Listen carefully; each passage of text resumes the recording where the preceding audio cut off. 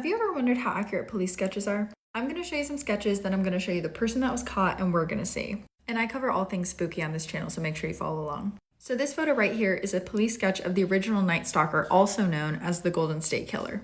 The Golden State Killer is known for terrorizing California in the 70s and 80s. So it took a really long time for them to be able to catch the Golden State Killer, and part of the reason is they thought that he was two different killers at first. They thought it was one person who was responsible for a bunch of SAs that were happening in Northern California, and then a separate person that years later was responsible for taking people's lives. But DNA evidence proved that it was one man, and these are some sketches of him. One thing that really stands out to me is this all-American kind of boy next door look that he almost has.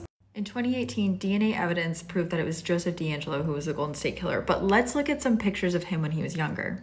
The other photos to me don't look as similar, but this is spot on to me.